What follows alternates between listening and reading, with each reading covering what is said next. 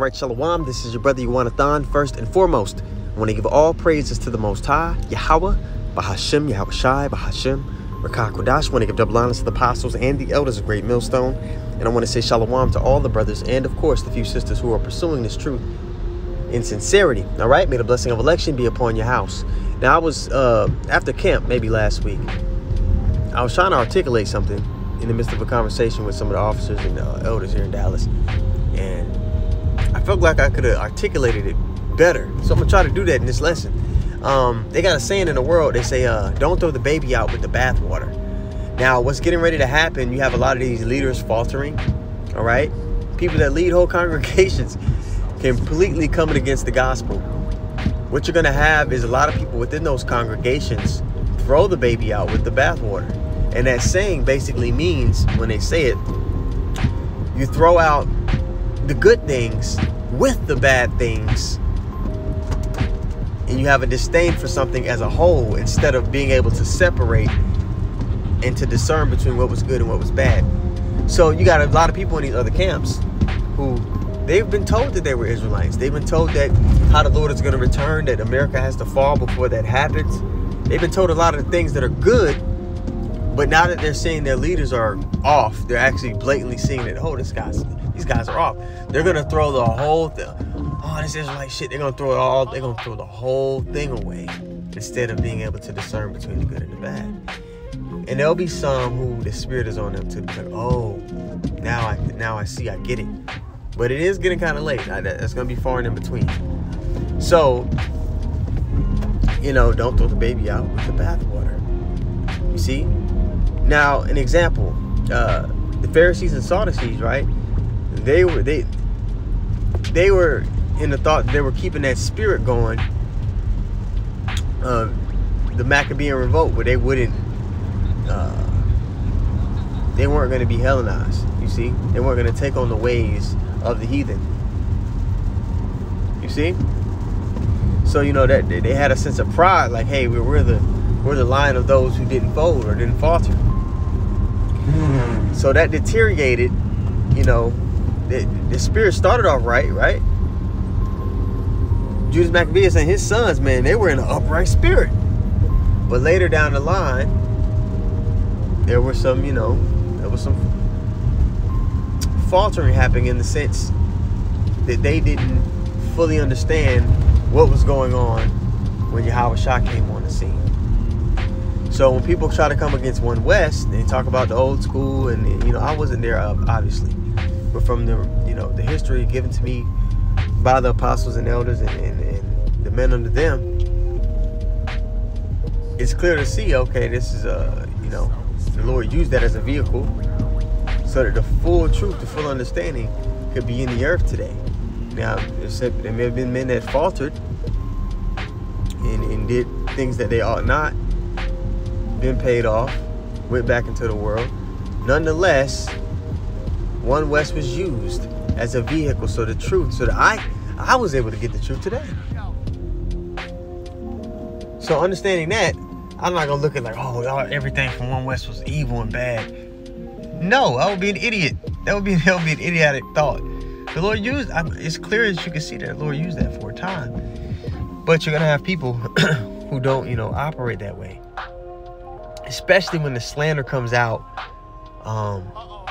against us, even, right? Because this devil's gonna slander us worse than he's slandered anybody. Saddam, Hamas, he's gonna, all those guys, and we're not with any of those things, any of those people.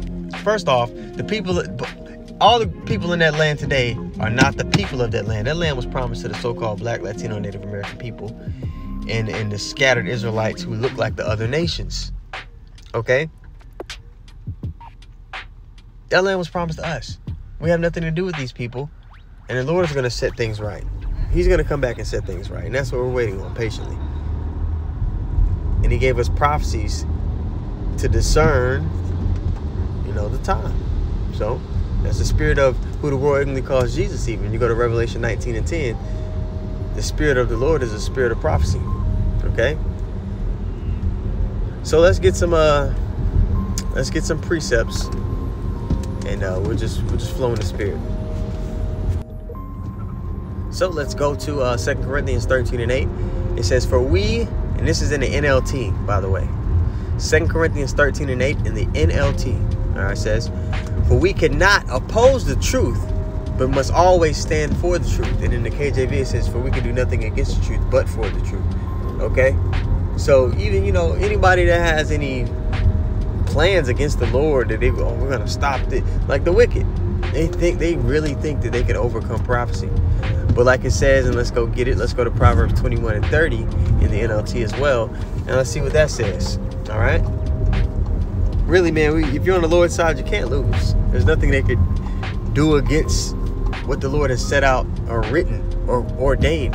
All right. This is Proverbs 21 and 30. It says, no human wisdom or understanding or plan can stand against the Lord, even the enlightened on the left-hand side, even those who align themselves with the enlightened on the left-hand side. All right, Lucifer. Okay, you have the enlightened ones. Okay, Lucifer simply means light bearer. Now you have balance with the Lord. Remember the counsel in Job when he said,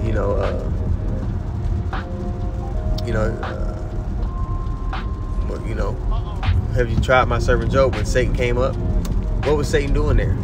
All right, isn't he supposed to be evil? Well, he's the head of the left-hand side.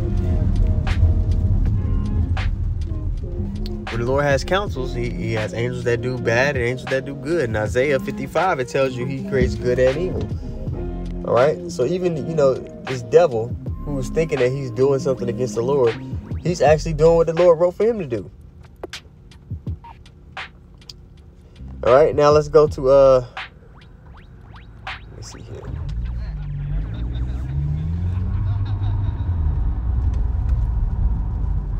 Acts, the 4th chapter. I think I'm going to start at 28. And this also is in the NLT.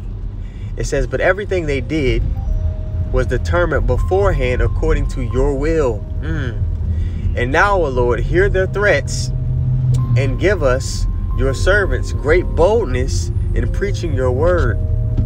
Stretch out your hand with healing power. May miraculous signs and wonders be done through the name of your holy servant, Yahweh.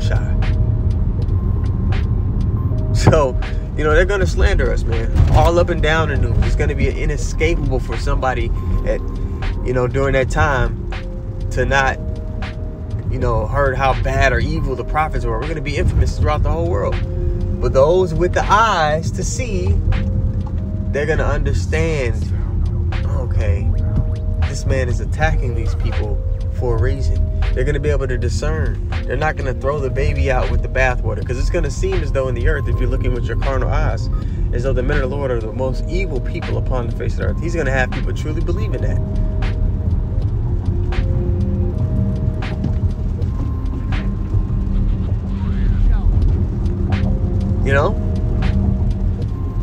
So you have to be, you got to have the eye salve, like the scriptures say, to discern between good and evil. You have to have study to show thyself approved. So just a quick lesson, man. I'm not gonna run it too long. The point is made. But that's what I meant when I was talking to some of the elders and officers here at the camp the other day. Abarat Tazah, for you, the lesson was edifying, and maybe some of the people that are, realizing that their Israelite teachers aren't actually the men of the Lord. Maybe they'll run across this video and say, okay, I get it. All right, so the prophets are going to be prophesying. They're going to be breaking it down in great detail. The word is speaking right now, man. You don't want to be following behind somebody who's backtracking on all you've learned. So with that being said, I want to give all praises once more to Yahweh, Bahashem, Yahweh Shai, Bahashem, Rakah. I want to give double honors to the apostles and the elders of Great Millstone. And shalom to all the brothers and, of course, the few sisters who are pursuing this truth in sincerity. All right, may the blessing of election be upon your house. Shalom.